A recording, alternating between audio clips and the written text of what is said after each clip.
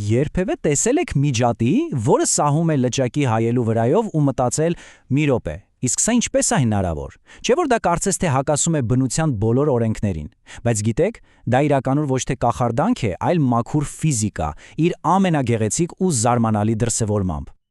Ահա սա էլ մեր այսօրվա հիմնական հարցը, մեր առջև դրված հանելուկը։ Ինչպես է ստացվում, որ մի փոքրիկ արարած կարող է անել մի բան, որը մենք օրինակ չենք կարող։ Պարզվում է, պատասխանը թաքնված է հենց ջրի մեջ։ Մի ուժ, որը մենք չենք տեսնում, բայց որը անընդհատ գործում է մեր շուրջը։ Դե ինչ, այս կախարդանքը հասկանալու համար պետք է սուզվենք հենց ջրի գաղտնիքների մեջ։ Պարզվում է, ջուրն ունի մի տեսակ գերհզորություն իր մակերեսին ստեղծել մի անտեսանելի առաձղակական շերտ։ Այդ գերհզորությունը կոչվում է մակերևույթային լարվածություն։ Դե սա պատկերացնելու ամենալավ ձևը հետևյալն է. մտածեք, որ ջրի մակերեսը ծածկված է մի անտեսանելի, բարակ, ձգվող թաղանթով, գրեթե տրամպոլինի նման։ Իդեպ, սա ուղղակի գեղեցիկ համեմատություն չէ, այլ շատ մոտ է նրան, թե իրականում ինչպես է ամեն ինչ տեղի ունենում մոլեկուլային մակարդակում։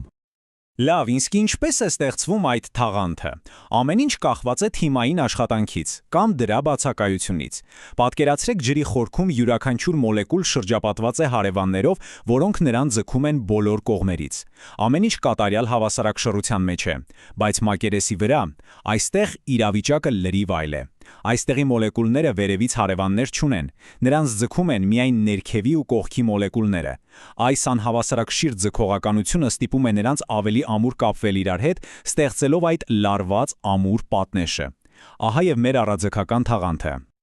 Այսպիսով մենք ունենք տեսությունը ջրի վրայի այդ անտեսանելի մաշկը։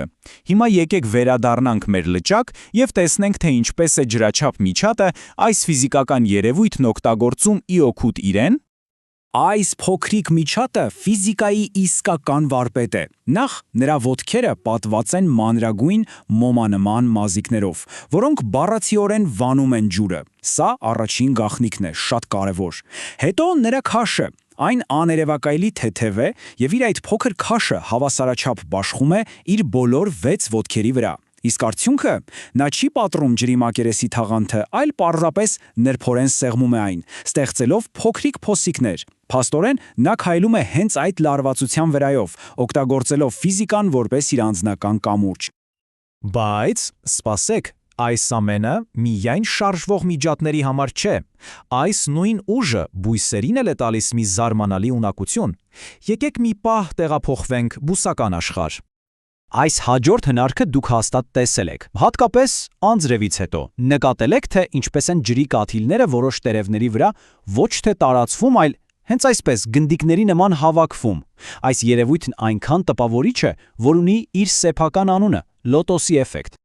Գիտեք, սա պարզապես գեղեցիկ տեսարան չէ։ Սա գոյատևման մի ամբողջ ռազմավարություն է։ Քանի որ լոտոսի տերևի մակերեսը գերջրավան է, ջրի կաթիլները չեն կարողանում կպչել դրան։ Մակերևութային լարվածության շնորհիվ նրանք նախընտրում են կպչել իրար, ձևավորելով կատարյալ գնդիկներ։ Եվ երբ այդ գնդիկները գլորվում են, նրանք աշխատում են որպես փոքրիկ փոշեկուլներ, իրենց հետ տանելով փոշին, կեղտը եւ նույնիսկ վնասակար սպորները։ Սա բնության ինքնամաքրման կատարյալ համակարգ է, որը պաշտպանում է բույսին եւ թույլ տալիս առավելագույնս կլանել արևի լույսը։ Զարմանալի է, չէ՞։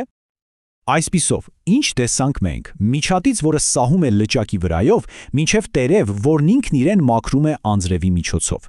Երկու թվում է, թե իրար հետ կապ չունեցող երևույթներ, որոնց հիմքում, սակայն, գործում է նույն հիմնարար ուժը։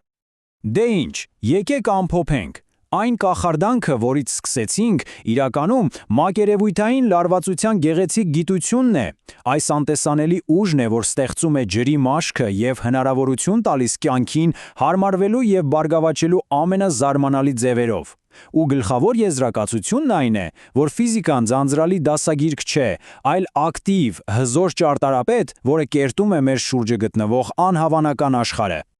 Այնպես որ հաջորդ անգամ, երբ տեսնեք միջատի լճի վրա կամ ջրի կաթիլ տերևի վրա, դուք արդեն կիմանաք գաղտնիքը, կտեսնեք այդ անտեսանելի ուժը գործողության մեջ։ Եվ սա ստիպում է մտածել, այնպես չէ։ Առօրյա կյանքում էլ ինչ այլ հրաշքներ կան, որոնք պարզապես սպասում են, որ մենք դրանք բացահայտենք ֆիզիկայի գեղեցիկ օրենքների միջոցով։